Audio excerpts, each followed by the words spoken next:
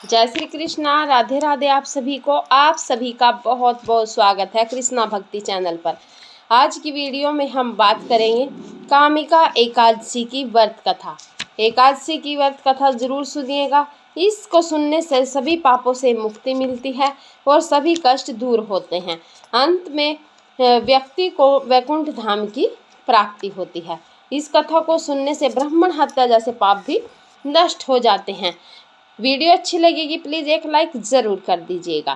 कुंती पुत्र धर्मराज युधिष्ठिर बोले कि हे भगवान, अब आप मुझे श्रावण मास की कृष्ण पक्ष की एकादशी की सविस्तार कथा सुनाइए। उस एकादशी का नाम तथा उसकी विधि क्या है, उसमें कौन से देवता की पूजा होती है। श्री कृष्ण भगवान बोले कि हे राजन, मैं एकादशी की कथा कहता हूँ, उसे ध्यान पूर्वक सुनो। एक समय इस एकादशी की पावन कथा को भीष्म पितामह ने लोकहित के लिए नारद जी से कहा था। एक समय नारद जी ने पूछा कि पितामह, आज मेरी श्रावण मास की कृष्ण पक्ष की एकादशी की कथा सुनने की इच्छा है, अतः अब आप इसे एकादशी की व्रत कथा विधि सहित सुनाइए।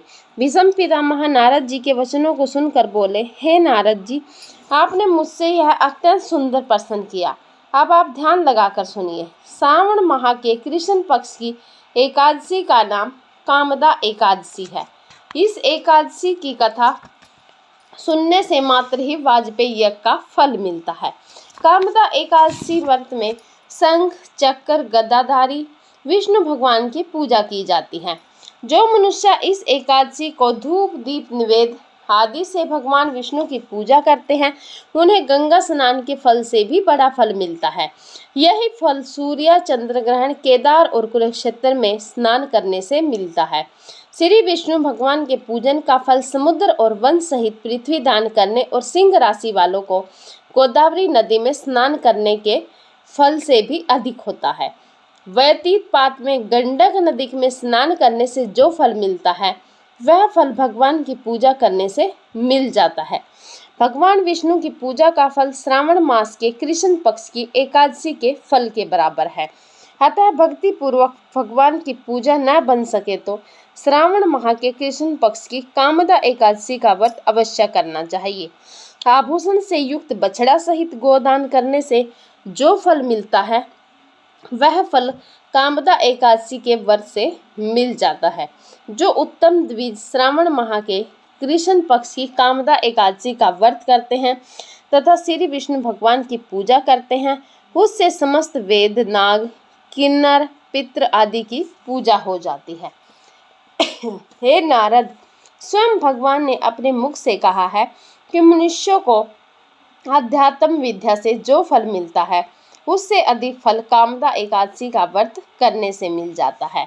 इस व्रत के करने से मनुष्य अंतिम समय अनेक दुखों से युक्त यमराज तथा नरक के दर्शन नहीं करता।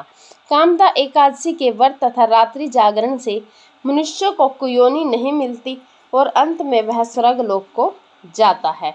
जो उत्तम मनुष्य श्रावण माह के कृष्ण पक्षी कामदा एकादशी को तुलसी से भक्ति पूर्वक श्री विष्णु की पूजा करते हैं, वे इस संसार सागर में रहते हुए भी इससे इस प्रकार अलग रहते हैं, जिस प्रकार कमल जल में रहता हुआ भी जल से अलग रहता है।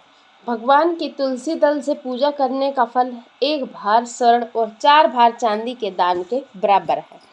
श्री विष्णु भगवान रतन मोती मणि आभूषण आदि की अपेक्षा तुलसी दल से अधिक प्रसन्न होते हैं।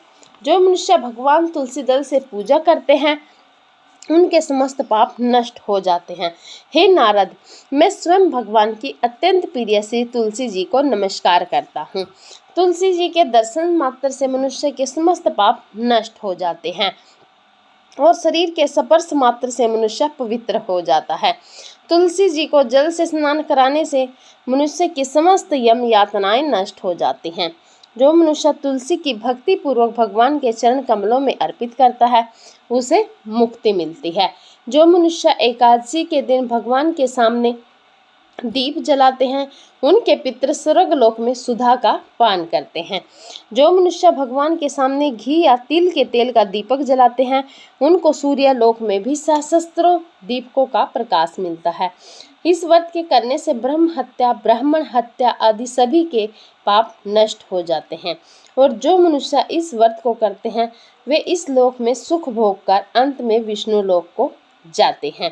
इस कामदा एकादशी के महात्म्य के श्रवण व पठन से मनुष्य स्वर्ग लोक को जाते हैं। जय श्री कृष्णा, राधे राधे। आप सभी को आज की कथा यहीं पर समाप्त होती है। तब के लिए जय श्री कृष्णा, राधे राधे आप सभी को।